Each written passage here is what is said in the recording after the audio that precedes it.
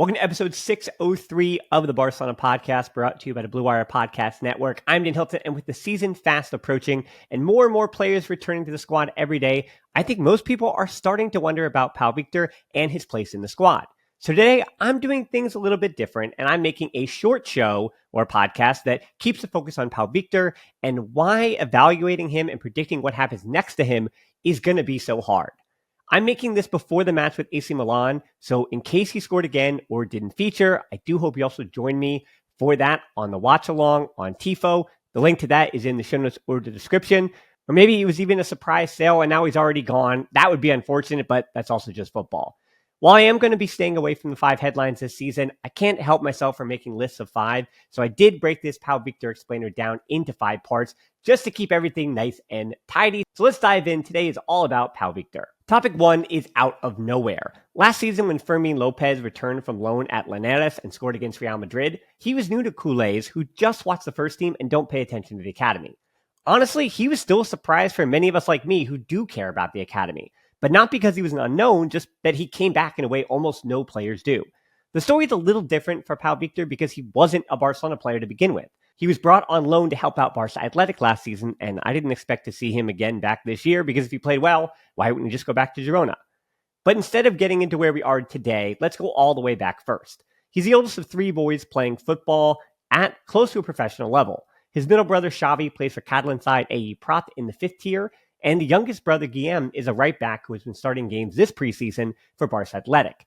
Guillem actually arrived first to the club, but he's being given time in the academy, and if he ever got to the first team, he'd be considered a La Masia product. Pau Victor spent most of his youth time at Sabadell, another Catalan club, and moved to Girona in 2018. Yet, before debuting for Girona B, Francisco Rodriguez, the then coach at Girona, gave him a chance with Girona's first team in July of 2020. He made a few more appearances for the first team in 2021, but once Rodriguez was out, Pau Victor went to the reserves permanently, and that was kind of the end of his chances in the first team at Girona. He did score, however, in the reserves, scoring close to a goal every 3rd appearance, so that was a good sign for his early career. In 2020, he was loaned to Sabadell in the 3rd tier, so kind of going back home. He scored 7 goals with 6 assists, and most importantly, helped them to stay up. So Girona brought him back and renewed him, only to loan him again to Barca Athletic last season. At that point, he was a 21-year-old who turned 22 in October, and he was clearly brought in to Barca Athletic to help with goal-scoring depth down in the 3rd division, and likely not brought in to help the Barca first team. But he just couldn't stop himself from scoring. He scored 20 goals with 6 assists in 39 appearances last year, including 2 in the promotion playoffs. His 18 goals in the regular season made him both the top scorer for Barca Athletic and the entire Primera RFEF league. So maybe with all those goals already, he shouldn't have come out of nowhere, but players loaned to Barca Athletic just don't become a thing with the first team. Historically, that has never been a thing. Maybe Mamadou Fall will, the player loaned to and then bought from LAFC last season, but the jury is still very much out on him. Here's some other names of players loaned to Barca Athletic in the last few seasons. Naeem Garcia, Wam Sayar, Mark Vidal, Moha Muklis, Roman Vega, Lucimi Cruz, Alpha Dornuku, Jordi Escobar, Joaquin Zabayos, and Andres Solano. How many first-team appearances in total for that whole group? 0. The last Barca Athletic loanee to make an appearance for the first team? Marlon, the Fluminense center back who was really loaned just to be bought and potentially be a future prospect for the first team. And he made just 3 appearances, by the way. That was the only example that I could find of a player that was loaned and then eventually bought by Barcelona for the first team. There are a few more dating back 20 years that were bought outright with the intention of giving them some seasoning with Barca B at the time and then promoted to the first team. And that list does include Joan Araujo, Noah Darvic, Roland Araujo, Thiago Mata, Alan Halilovic, Noah Darvic, Mika Faye, and Musa Wage. As you notice, this is kind of a recent trend, but it had been done in the past. All that is to say that even though he's still just 22, him getting into the first team this season in the way that he did would be a path that almost no players have been on before, which makes predicting what comes next for him just so difficult. Topic 2 is easy, and that is goals, because goals can probably help us predict what comes next for him with the first team. At least it should, right? 1 goal against Manchester City and 2 goals against Real Madrid. If this was another forward in the Barca squad, say maybe a healthy Ansu Fati, doing this, yes, I know I'm eternally sad about it, or even Ferran Torres or Rafinha, then culés would not only guarantee his spot in the first team, but assume he'd be pushing into the starting lineup. For Pau Victor, those goals may actually be the difference between him staying with the first team or the club trying to turn around and sell him for an inflated price after the goals he scored at Barca Athletic and then having his profile raised in the preseason. He is a center forward, and I want to use that term instead of striker because of the next topic. But regardless of where he lines up, he's shown an ability to score goals in a number of ways. With Barca Athletic last season, he scored goals in every which way. Headers, 1-2 combinations, long range from outside the box, dribbles from the wing, tap-ins in the mixer, and I bet Hansi Flick has already seen his ability in training.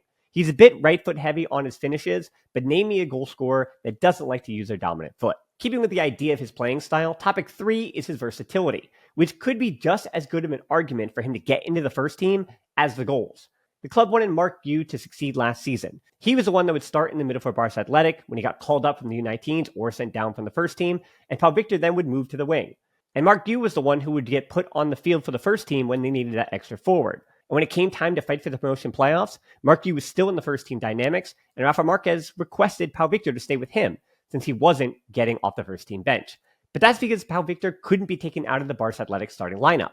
He started all 39 matches he was available for last season, whether on the right wing, left wing, or as a center forward. And he scored goals regardless of where he lined up.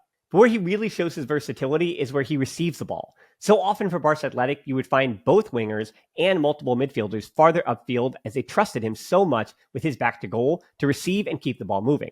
He was either turning in tight space, something that will obviously be much harder in the top division, or looking to combine off his shoulder to a teammate running vertically at the opposition. The kind of movements that are pretty consistent with Hansi Flick's version of Barcelona from what we've seen so far. So while some are mentioning Christian Stuani, the Girona, and I'm going to say legend at this point, as a comparison, because Pau Victor learned so much from him when he was at Girona, I don't think that's the right guy. Same with Lewandowski, who Pau Victor now cites as a major influence on him in training. As Leia Cervero Herrera of The Athletic pointed out, it might be Karim Benzema. I know, that Karim Benzema, who is the best comparison for the absolute top of Pau Victor's potential, which he is still a ways away from. Topic 4 is pressing. Hansi Flick wants to press. He's made that clear since the opening press conference. And while I thought there were good moments, the German manager still wants more from his team following the El Clasico win. He said, "In some situations, we sank too deep and didn't put pressure on the opposing player who had the ball. That cannot be, and it is a problem." And then later, he said, "We have to focus on this and press for the 90 minutes." So I'm guessing that Flick will make my job easier this year when I'm happy with the level of pressing with his own criticisms. And that's why I've already said that I can see Rafinha, Fermin Lopez, and Pau Victor seeing the field for Hansi Flick because of their pressing intensity and capabilities. Fermin Lopez is still a bit frantic in his pressures, too often leaving space in behind, but I think he improved over the course of last season, and he's looked really good doing that with Spain at the Olympics. Rafinha is Rafinha. We know Rafinha, so we don't need to rehash that and all the good work rate that he has. And Pau Victor has used this preseason to show that he too can put in a shift, almost at the comparative expense of Vitor Roque. Against Manchester City, you could tell that one of them was comfortable swapping out positions to the wing and dropping back to defend, and then press if they had to, and it was a Girona man, even from the spot against Man City. Then against Real Madrid, we really saw it. He started on the right wing. So just like Fermin Lopez, I don't think you pencil in Pau Victor for a starting spot unless there are a ton of injuries, but I do think he could be a regular option off the bench to close out games that both could use a goal and need some hard work to be done. And finally, topic 5 is probably the most cynical of the bunch, but also the most simple. The club spent $2.5 million to Girona to make his move permanent, and while his salary is yet to be released for the upcoming season, I bet you it's a lot closer to backup goalkeeper Inaki Peña than it is to fellow forwards Ferran Torres and Rafinha. Remember, goals cost money, and Barcelona could be getting a few of them for cheap. The contract also being until June of 2029 tells me the number is probably quite low per season. And like I mentioned on the Real Madrid Watchalong, spreading out that number saves Barcelona quite a bit in FFP per season. It's a problem if you have to eat the back end of that kind of contract, but I can't imagine that Pau Victor's contract has him making anything that would financially cripple the club. The only hindrance now is that if he isn't sold on and doesn't stay with the first team, the club would be forced to find a loan for him. And I guess that's what would happen. Since he'll be 23 in October, he can no longer play for Barca Athletic, so this has to be that moment for him. But what a moment it has been so far for him in this preseason.